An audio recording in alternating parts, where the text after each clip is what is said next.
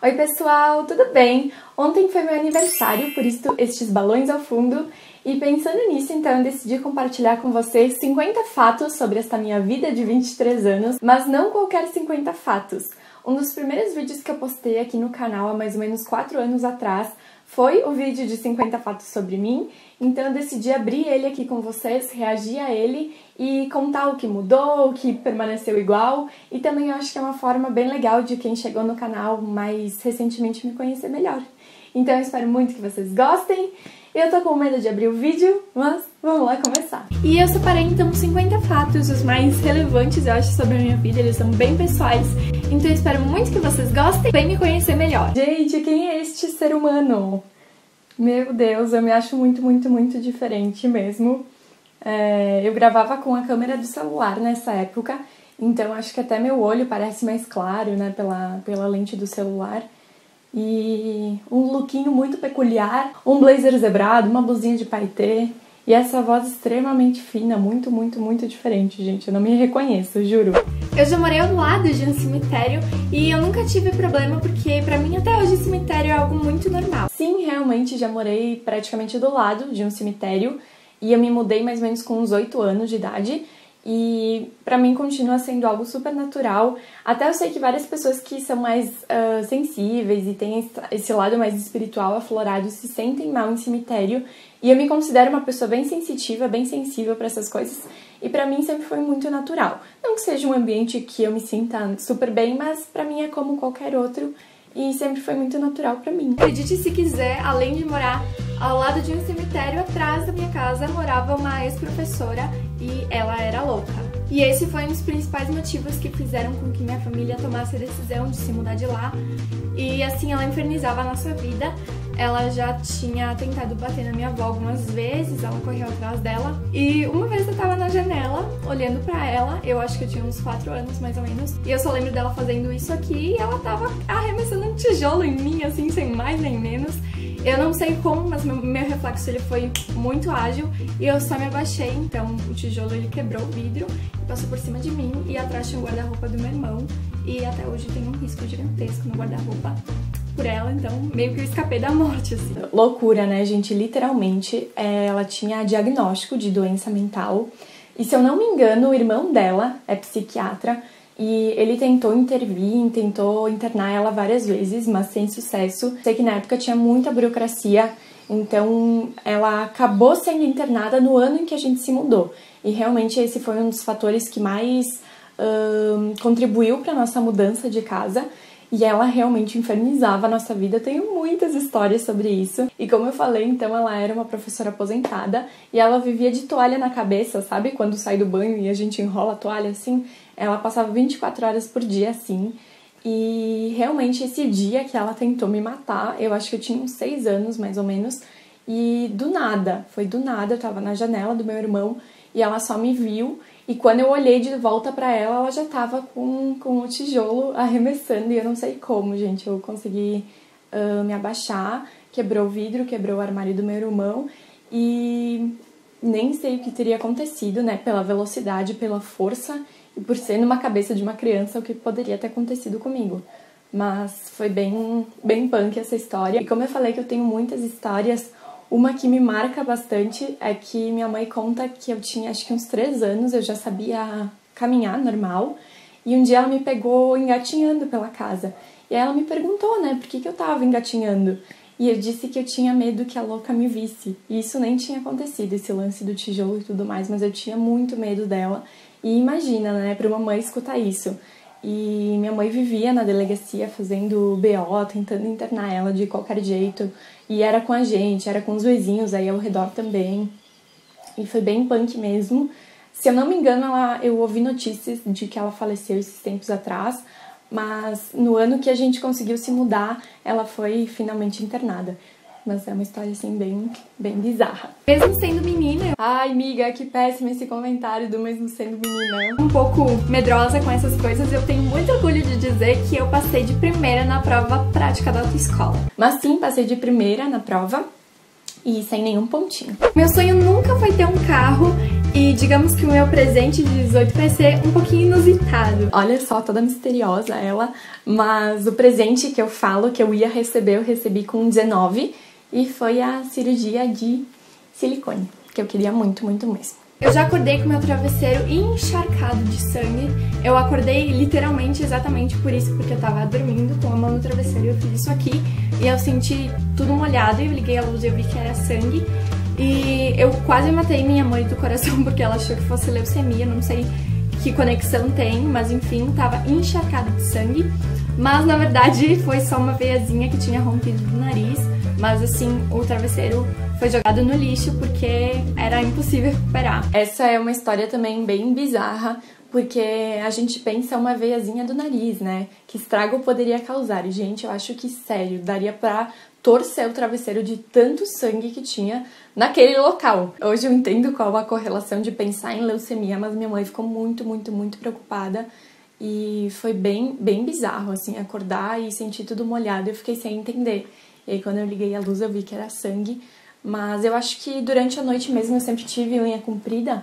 Eu acho que eu tinha uns 12 anos nessa época.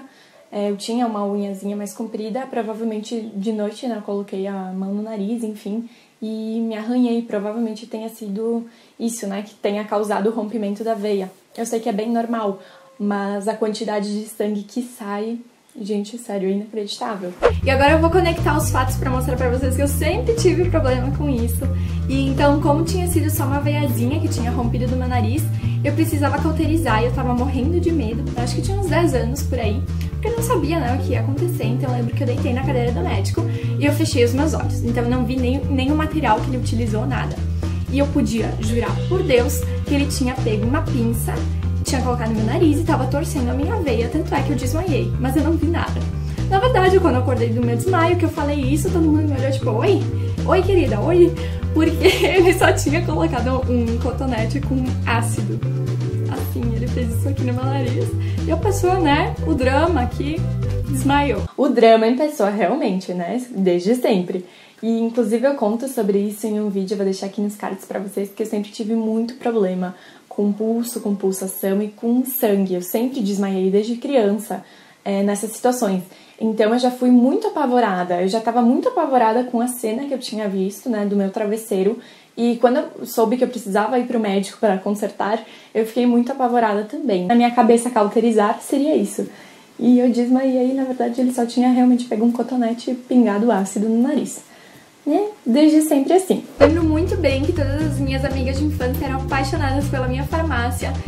Eu brinquei muito tempo de casinha, mas quando eu cresci, que eu já sabia que queria fazer farmácia, eu comecei a guardar todas as caixinhas de medicamentos e tudo mais, e eu montei a minha farmacinha e todas as minhas amigas ficavam tipo, ah, meu Deus!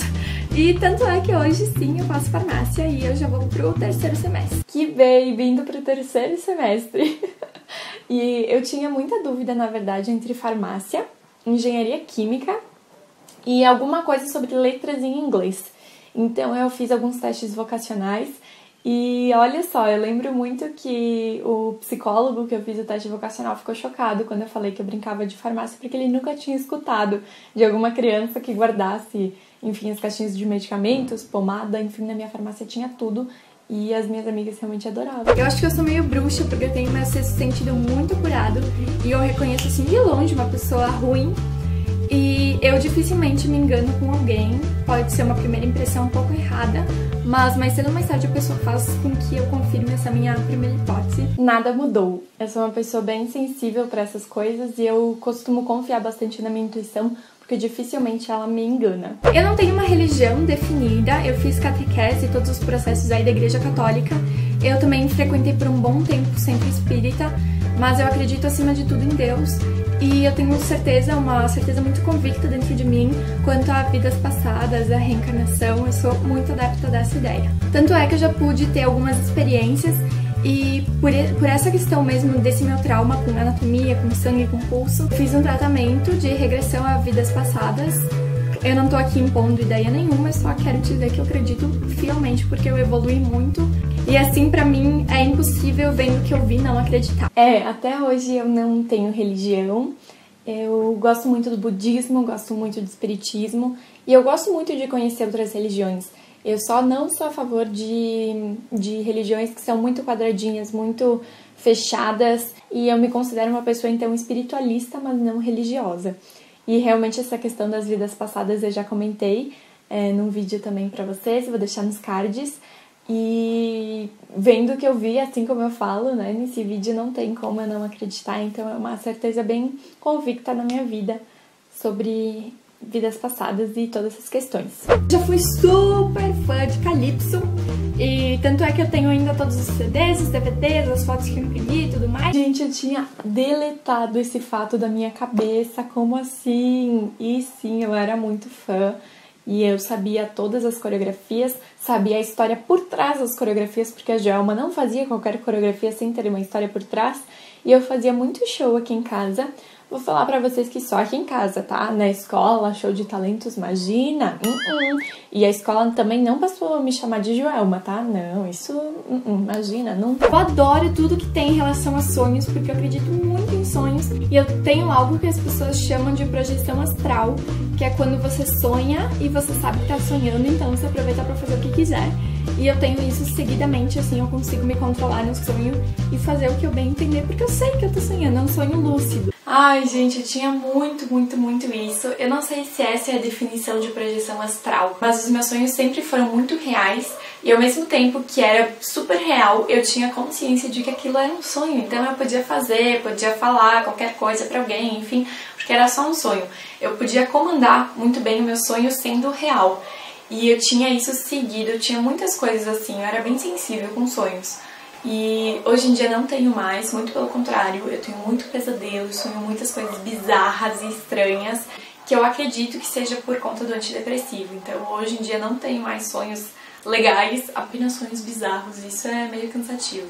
Mas eu perdi meio que essa minha sensibilidade com sonhos. Eu fui conhecidinha, digamos assim, no Orkut por causa de uma foto minha fazendo balinha de sabão.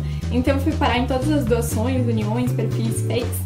E eu tinha, tipo, 4 perfis lotados, oh meu Deus. E tanto é que quando eu troquei de escola, eu fui na 8ª pra fazer todo o ensino médio, muita gente me reconheceu por causa dessa foto. Eu vou deixar, inclusive, a foto aqui pra vocês. E eu fiquei conhecida como a menina da foto da balinha de sabão. E realmente, quando eu troquei de escola, eu lembro que veio um grupinho de meninas e me falaram: ah, eu te conheço pela foto da balinha de sabão. Pra mim é uma tortura ter que assistir filme de cachorro ou algum vídeo assim, porque é uma coisa que não sai de mim, eu fico lembrando por muito tempo e eu normalmente sempre choro e choro assim que soluçar, me desespero. E então eu evito assistir tudo que tem a ver com cachorro ou animais. Nada mudou, ainda sou muito assim. Eu gosto muito do trabalho da Luísa Mel, admiro muito. Assim, assistir os resgates que ela filma e esse tipo de coisa eu não consigo. Até mesmo a história, né, do cachorrinho do Carrefour, que acabou vazando o vídeo, eu não vou atrás pra assistir porque eu sei que isso me deixa muito mal. E inclusive, como eu já tenho essa ideologia de ser vegetariana muito forte e não preciso ficar alimentando, não preciso ficar lembrando dos motivos que me fizeram ser vegetariana, eu até não assisto mais documentários porque me deixa muito mal, então eu evito. Tudo que gira em torno de maus tratos ou animais sofrendo eu não assisto. Normalmente, para escolher um curso na faculdade, as pessoas vão por eliminatória, por gostarem de muita coisa, por quererem ser muita coisa. Já eu sou o contrário, eu odeio tudo. Eu via isso muito com as pessoas próximas a mim, que tinham muitas opções e queriam fazer muita coisa, e eu só queria fazer farmácia, engenharia química e talvez letras em inglês, então realmente, pra mim foi um pouco difícil porque eu tinha poucas opções e me via fazendo poucas coisas. Porém, apesar de fazer farmácia, eu tenho um sonho incubado de ser prof de inglês e aeromoça. Eu não lembrava disso, de aeromoça. Eu acho que na verdade era um pouco de maturidade e uma ilusão de achar, né, dessa profissão, de viver viajando, que eu acredito sim que tem um lado ruim muito forte, né, em ser aeromoça, comissária de bordo, enfim, por estar longe da família, dos amigos e das pessoas. Não tenho mais isso, mas acho muito legal a profissão.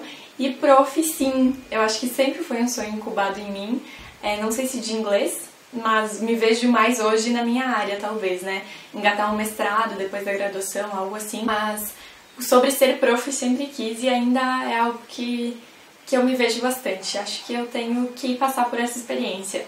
Eu consigo escalar muitas partes do meu corpo, isso meio que agonia as pessoas.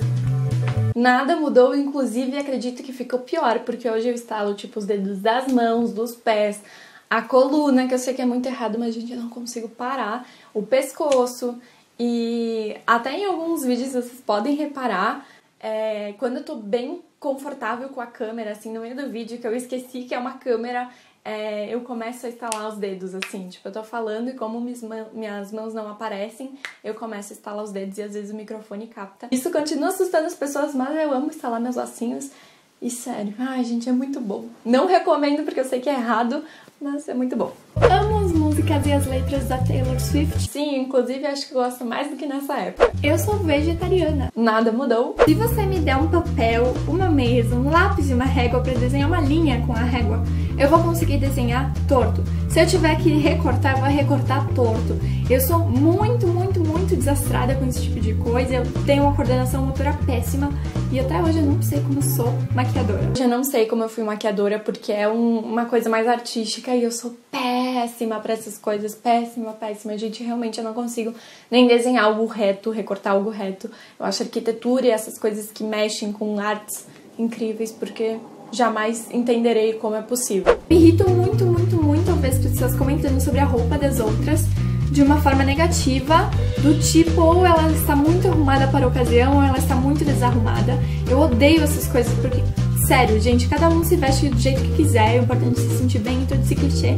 Por isso não venham falar isso pra mim porque eu fico muito brava. Até hoje eu tenho isso, às vezes eu não gosto nem que alguém me fale, ai, não tá com calor com essa roupa, não tá com frio com essa roupa. Eu não gosto, eu procuro não fazer comentários pras pessoas sobre roupa, a não ser quando tenha um elogio, então eu não gosto que me falem esse tipo de coisa. Mas nesta época acredito que era muito pior, porque né, a gente só olhar o vídeo, eu era muito mais perua, eu saía super maquiada e super produzida pra qualquer lugar, então acho que por muitas vezes eu ficava muito arrumada em alguns lugares que não era pra tanto. E talvez eu recebesse mais comentários do tipo, né? Mas hoje em dia eu sou mais tranquila, sou bem mais desapegada, mas eu não gosto de comentários sobre roupa dos outros. Mesmo sendo super branquinha, eu pego cor muito fácil e eu não fico vermelha. Olha só que fato relevante, né, pessoal? Mas mesmo. Eu pego cor bem fácil. Eu tenho muito ciúme com as minhas coisas. Não sei dizer sobre isso, não lembro de nenhuma situação. E acredito que eu seja bem tranquila com essas coisas. Empresto meus pertences numa boa e acho que eu não tenho ciúme, não. Claro que além da preguiça, eu não tenho problema nenhum em ter que acordar cedo. E se você me acordar, tipo, olha, acorda, tá na hora, eu não tenho problema nenhum, você pode conversar sobre o que quiser comigo que eu vou responder normal. Na verdade, eu sei que algumas pessoas vão querer me bater com esse comentário, mas eu não entendo essas pessoas que precisam de um tempo, sabe, pra acordar e pra começar a viver e pra conseguir conversar, enfim. Até porque eu acordo normal, eu não tô mas não fala comigo. Eu tô tranquila, tô normal. Então pra mim é muito tranquilo. Eu nunca quebrei nenhum ossinho do meu corpo. Até hoje, espero que siga assim. Um vício muito grande com bala, com chiclete, com pirulito, tudo que for doce. Se eu souber que tem em casa, que tem na minha bolsa, que tem no meu estojo, até não comer tudo, eu não paro. Eu sou muito compulsiva com essas coisas. Pois e é só com bala e com chiclete, pirulito, esse tipo de coisa. Comida eu não sinto isso, eu gosto muito de comer, mas eu não tenho essa compulsão. Eu acho que chama atenção até quem estuda comigo, porque eu compro, sei lá, um pacotinho de bala ou mentos, algo assim, no início da aula e juro, gente, não passa uma hora, eu já terminei com o pacotinho. Vai uma atrás da outra e eu não consigo nem manter na boca, eu vou mordendo, sabe? Tenho muita compulsão com essas coisas e até não ver o fim eu não paro, não sei porquê, até hoje sou assim. Eu adoro sair pra comer, adoro ficar com os meus amigos, mas eu sempre vou preferir ficar em casa. E às vezes eu me forço a sair porque eu tô sempre muito em casa e eu tenho que socializar e ver as pessoas, porque se dependesse de mim eu estaria 24 horas em casa. Na verdade ali eu quis me referir a sair pra balada, sair na night. Eu gosto muito de sair pra comer e sair pra ficar, tipo, com os amigos, me reunir, enfim, na casa de alguém. Mas pra balada, assim, eu já tive minha época, eu fiquei 1 ano praticamente indo todo final de semana, mas eu não gosto, nunca fui, assim. Eu ia até meio forçada, porque era engraçado o que a gente fazia lá com as minhas amigas, enfim, mas eu nunca fui. Sempre fui bastante caseira. E pra sair pra comer e tal, sim, mas o resto não. Eu amo ficar em casa. Eu sou extremamente perfeccionista com as minhas coisas, mas principalmente com o blog. Eu já deixei de postar muita coisa por não achar que tá bom o suficiente pra mim, e isso me atrasa um pouco, mas eu acho que é um defeitinho bom. O vídeo da minha volta aqui pro canal foi sobre isso, foi sobre se cobrar. E acredito que sim, possa ser um defeito bom ser perfeccionista, mas no nível que eu era nessa época. Hoje eu sou muito mais e eu acho que é algo que me prejudica muito mais do que me ajuda. Então, se eu pudesse mudar algo em mim, eu não me cobraria tanto, não seria tão perfeccionista, tão chata com as minhas coisas, porque isso é bem difícil de lidar. Sempre sou a palhaça do grupo, a que tá falando besteira, que tá fazendo piada, que tá tirando sarro dos outros. Eu sempre sou palhaça. Sim, e quem me conhece pela internet, ou sei lá, provavelmente não imagina isso. Eu sou muito idade mental, assim, de 5 anos, quando eu quero. E eu sou bem palhacinha. Com as pessoas que eu me sinto à vontade, enfim, e que eu tenho alguma intimidade, eu sou super palhaça. Inclusive, eu sempre escuto isso das pessoas, né, de achar que eu era de outra